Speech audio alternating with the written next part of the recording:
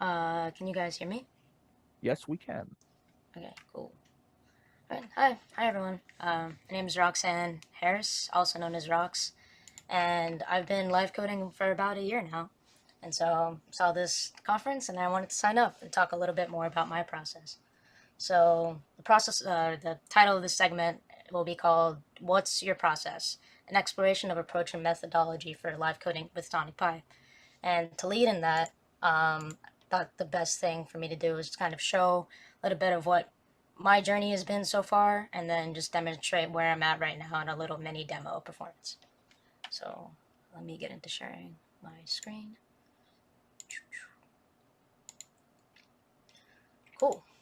So basically, right now, I come from a background of I'm a recent undergraduate from Yale University with a bachelor's in computer science and music, where I focus a lot on art tech or technology assisted art practice.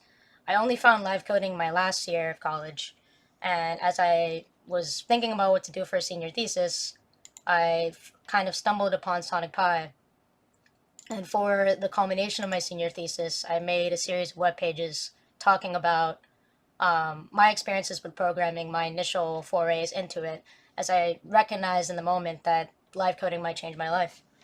And it was important to document this early process. So I wrote like an abstract and had a lot of documents showing the different media that I produced over the course of that early time, including saving all of the code that I produced, as well as audio and video produced over the semester, and a compilation of a lot of different archival material. One of which I'll show is I made the two most of my favorite sections was when I first started trying to learn live coding. I didn't really know where to start, like what exactly is it, and I ended up looking at a lot of live coding videos and made these play by play. It's kind of funny now that I look back at it, but these play by play kind of note taking about what was I perceiving in real time. What was I what are the things that I'm noticing that the performer is doing, and what are they? How am I absorbing this information? So this is one of my favorite sections to kind of look back on. I don't do this as much anymore, but certainly would love to get back into this, as well as the other favorite of the personal entry writing that I ended up doing was I ended up writing a bunch of little paragraphs about my different purpose and intentions and what do I want to be doing in my learning process, where am I coming from. So as a jazz instrumentalist or an alto saxophonist, a lot of my like understanding of music, like I have a deep understanding of music, but how does that go into my practice? And I never really found my comfort in DAWs because I couldn't really improvise the way that and think on the fly in the way that I do with live coding, and the way that that's re-enabled me to have agency in improvisational music practice. Um, so I wrote a little bit about digital audio workstations, defining live coding, and all of these kinds of stuff. So all of these things are available at my first part of the deliverable was making a repo of code as well, because it was for computer science and music. And so I made a repo full of like custom functions, a custom function library, pretty much to extend the built-in functionality of Sonic Pi. Um, and I included a link to the thesis in that GitHub. The first iteration of this library ended up having a lot of different sections based on what did I mostly do with each of these functions. So, for example, generate was a huge one because I was thinking about all the different ways can I generate different kinds of data set or material and what different kinds of ways. So generating a stepwise list using stepwise motion, generating like if I want to do microtonal stuff, generating a list by how you divide the octave, just kind of trying to encapsulate all these ideas into their functionalities and abstractions so that I can more easily access them when I'm live coding on the fly.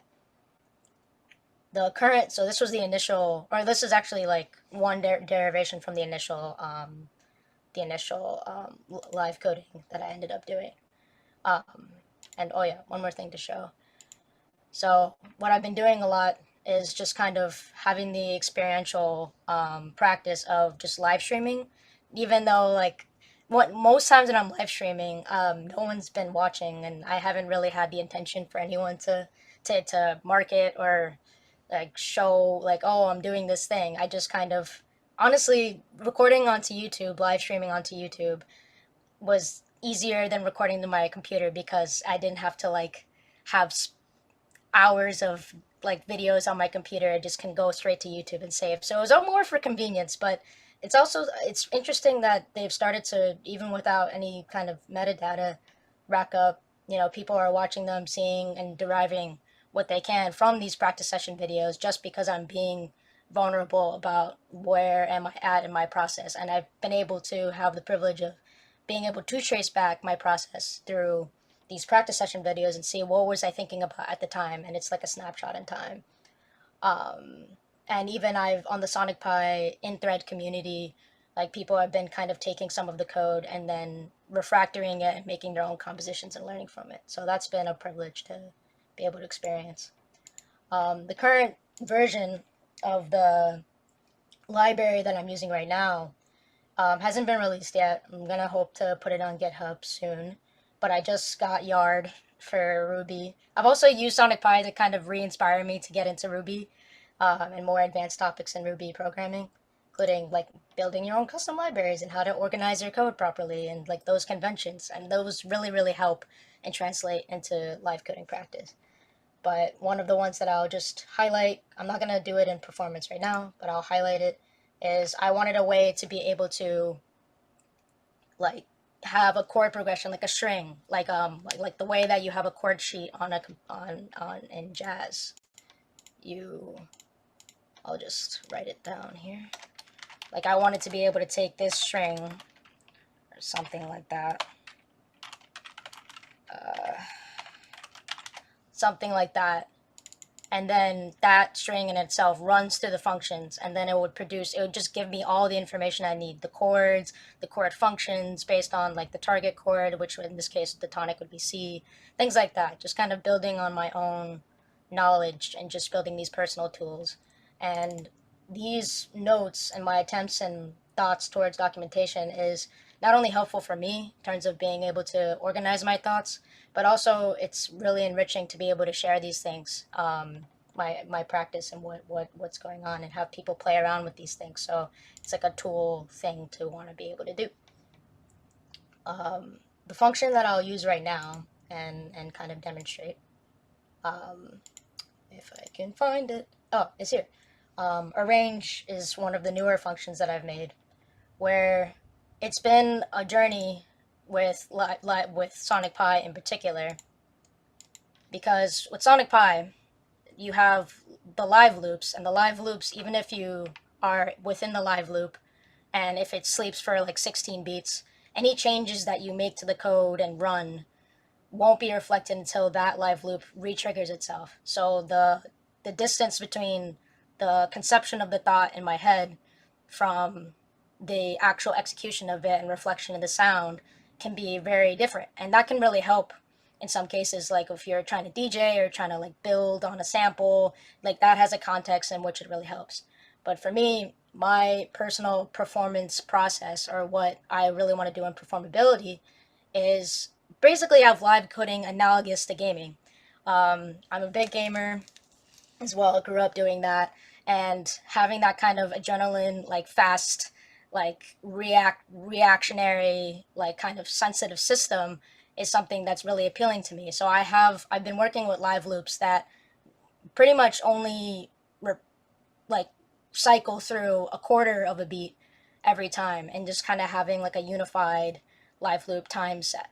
And there's more things that kind of get into that, but these are all ideas that I'd love to talk. I'm glad there's so much Sonic Pi representation because I'd love to keep talking about it. So, but now on to, and I see I only have a minute left, so I will kind of talk briefly about this and then I'll play it a little bit. But this system in particular kind of utilizes Euclidean rhythms, and then based on where you are in that rhythm, you can like do very like conditional, like you can just do certain conditional things that it would be a lot harder to do in a DAW. So I'm just going to demonstrate and then I'll take questions. So.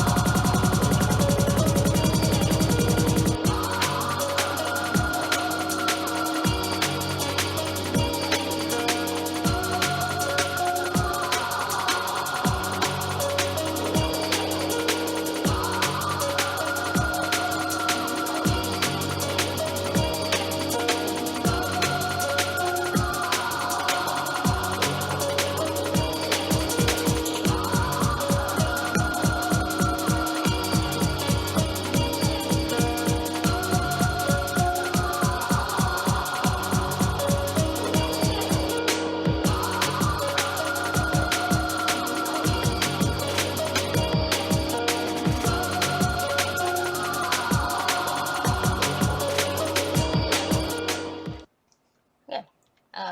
Yeah, and I'll end my presentation there for now. But thank you for your time.